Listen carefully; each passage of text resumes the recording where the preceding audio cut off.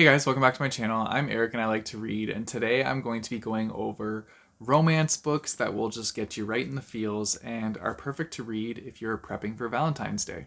So I have a list of books that I have personally read that I think would be perfect to get you right in your feels because all of these books kind of did that for me. And yeah, I feel like this is the perfect time of year where you want to read those like lovey-dovey books or those books that are going to make you feel emotional because it's getting close to Valentine's Day and that's the day of like celebrating love. So, yeah, I'm going to go through this list and let me know if you've read any of these in the comments down below and what you thought of them. So, the first one I have on this list is If I Stay. Now, this is the movie cover, not the original cover, but this book is emotional. This is following the story of a girl who is in a car accident with her family at the very beginning of the book. And then it's kind of like the story of her ghost who is still here and she's seeing all the people kind of like reacting about the car accident, and she's still kind of like walking through life as a person that's still there but as a ghost.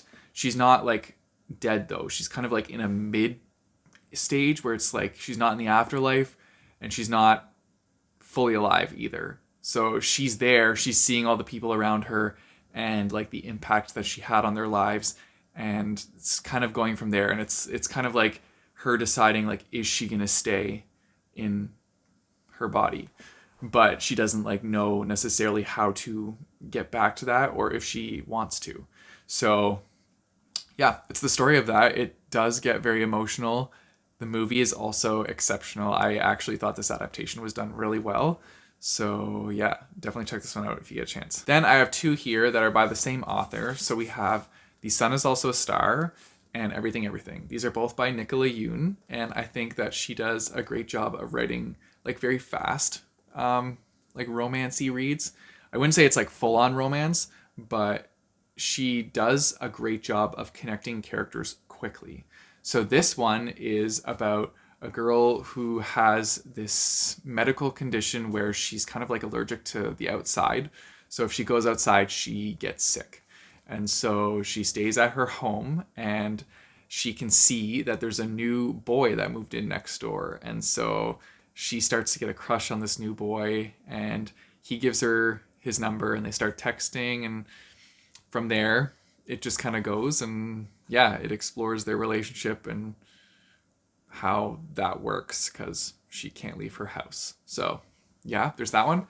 And then this one is about two different people who meet in a chance encounter during the day, and one of them is about to leave. Her family is about to get deported back to, I believe it's Jamaica, I want to say. And the other one is going to apply for like some big school scholarship, and so they just have like an chance encounter in New York and go from there, and the two of them kind of like start talking to each other and have this 24-hour day of just them getting to know each other. And yeah, this one was really good. There was a part of it that came on later in the book that I really enjoyed, and yeah, it was a very fast read too. All the chapters were super quick. You kind of like skip back and forth between the two different perspectives, so you get to see both sides of the story. And yeah, it flew by. This book also spans over just 24 hours, so it's a lot condensed into one, but it will go very quickly.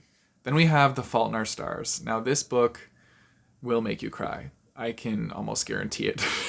And the movie also will make you cry. This one is super emotional. So this is about a girl named Hazel who has she has cancer. And so she goes to this like cancer support group and ends up meeting another boy who is also in the cancer support group, but he's in remission. And so the two of them kind of start crushing on each other. And from there, we follow their relationship. I'm not really going to say anything else, but yeah, this one is super emotional. This is one of like the first big emotional-ish books I read back in like high school, and yeah, it impacted me.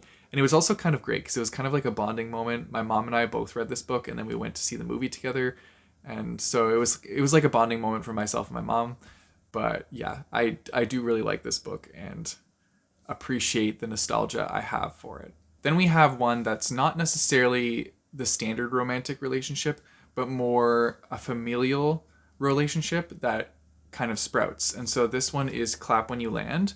And this is following two different sisters that actually don't know about each other because their father had two separate lives. And so their father ends up dying in a plane crash. And then these two sisters kind of realize that their father was living two different lives and that they are sisters. And it's how they kind of like come together and experience all that, because that's kind of an experience in itself, kind of finding out that you don't have this, that you have a hidden sibling that you never even knew about. And so it's kind of exploring their relationship that they're starting with each other.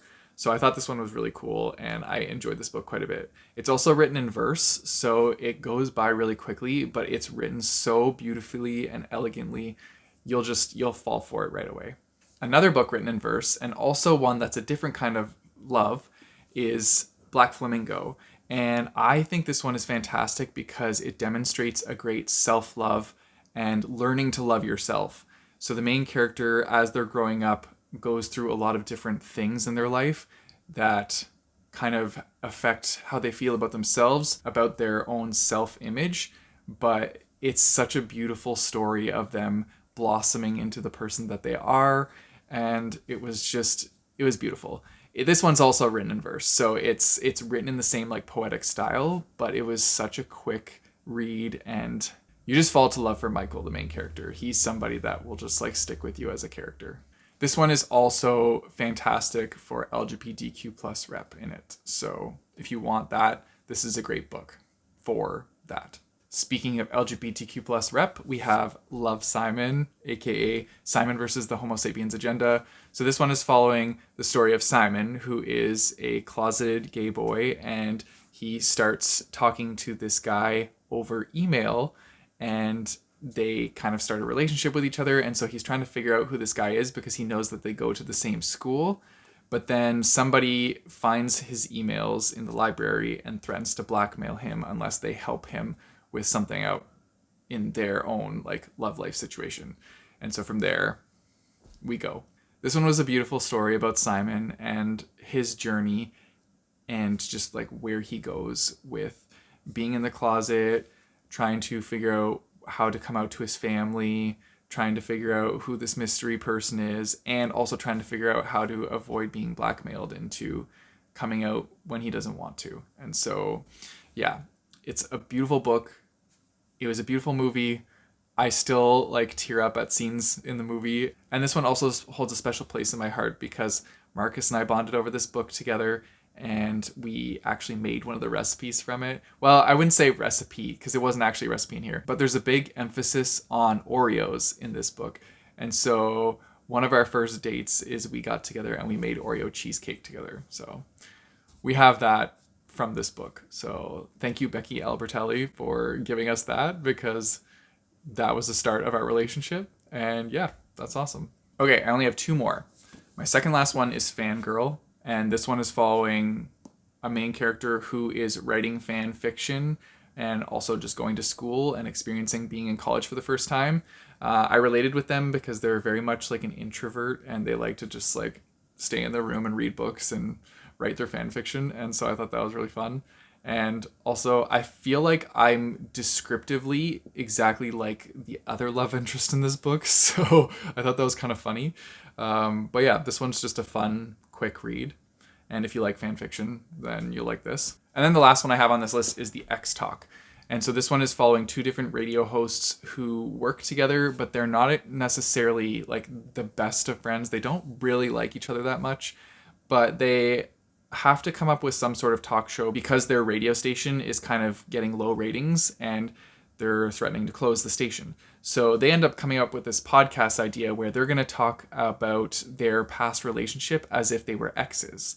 Now, the only catch is they weren't exes. And so they kind of have to make it up as they go. And yeah, this podcast ends up building momentum. Lots of people start tuning into it. And so their lies continually get bigger and bigger because they have to keep going for the show. and go from there. I don't want to say much more. I'm not going to give anything away, but yeah, this one was a really fun read, and it was also my first one by Rachel Lynn Solomon. I know she's written a bunch of other books by now, but this was my first experience with her writing.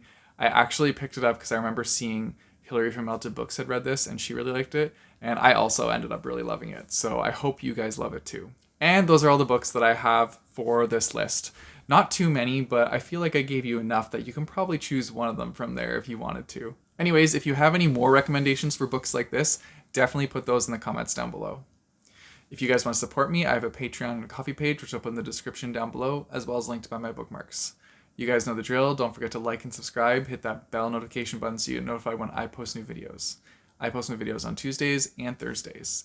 And until next time, keep on reading.